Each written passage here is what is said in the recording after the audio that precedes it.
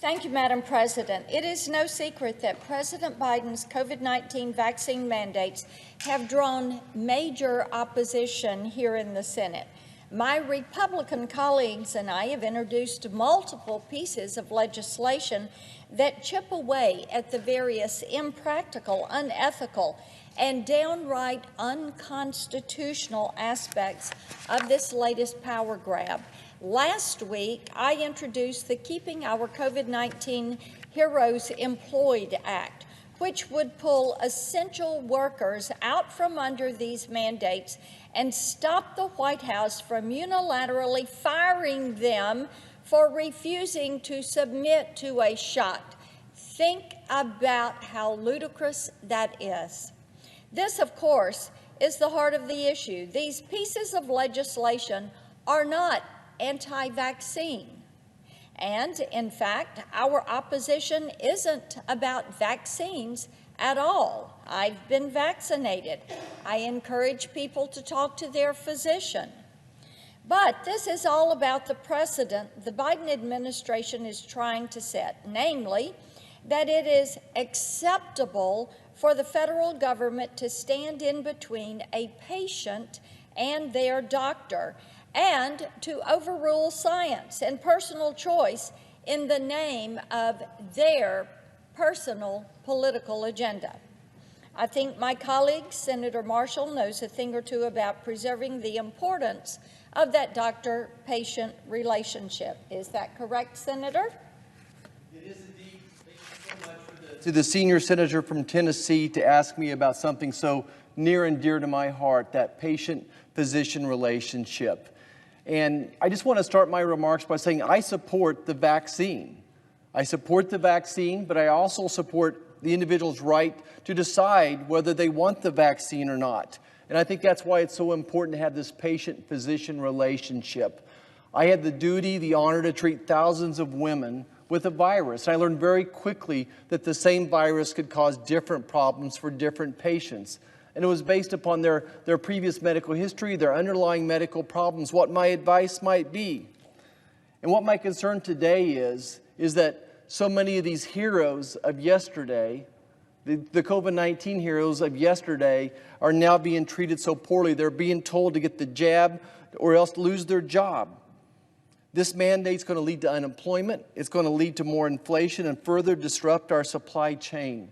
And I just wish I could paint a face of all these people from Kansas that are reaching out to me saying, please don't make me make this choice between the jab or my job. I think of the nurses that I worked with in Liberal, Kansas when the ICU was overflowing. I think of the nuclear engineer folks and the union workers at Wolf Creek Nuclear Energy that kept our electricity on. I think of those union workers that worked for Department of Defense contracts in the aerospace industry. And now they're being kicked in the face. They're being told they're no longer essential, that they're no longer heroes. Senator Blackburn, I'm supposing there's heroes in Tennessee that are now being forgotten as well. Yes, indeed. You are correct, Senator Marshall. And as I've said before, Tennessee is a supply chain and logistics state. Shipping, transportation, manufacturing. These are things that help form the backbone of our economy, and those industries employ thousands upon thousands of people in our state. And I will tell you, these thousands of people are speaking up, just as you have said they're speaking up in Kansas every day. I hear from people who see what's happening on the ground, from small business owners to truck drivers, and they are sounding the alarm bells. They know that Joe Biden's mandate will destroy their industries, and they're just not asking for carve-outs. What they're saying is, give us a plan A, a plan B, a plan C. Give us options. And Senator Marshall, I believe you've taken a different approach to pushing back on some of these mandates. Well, thank you, Senator. And indeed, there are more options out there. There are indeed more tools in the tool shed that we can use. And we plan to oppose any efforts to enforce Joe Biden's vaccine mandate with all the other tools at our disposal. including blocking cloture on any continuing resolution in the absence of language protecting Americans from the mandates.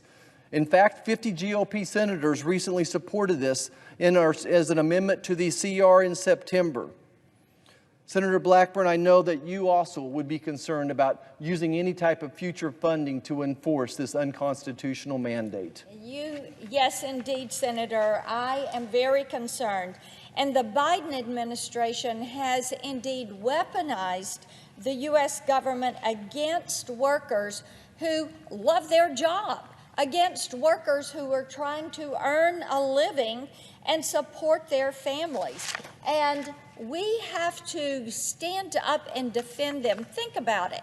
The Biden administration is using taxpayer dollars to implement a program designed to fire the very people we need to repair our supply chains, to bring manufacturing plants back online, and to keep the public safe. And yes, our law enforcement officers are very concerned about this, but don't take my word for it. Ask some of these law enforcement unions. Ask the Fraternal Order of Police, the National Sheriff's Association, the National Border Patrol Council, what will happen if these mandates force them to fire their unvaccinated agents and officers. They're waving red flags right now because these mandates aren't just impractical and unethical, they are dangerous. They will take these men and women off the front lines and send them to the unemployment lines and make us vulnerable. Am I correct on this point, Senator Marshall? Senator Blackburn, absolutely. I can't agree with you more. And one of the big concerns I have is our safety as well as our national security.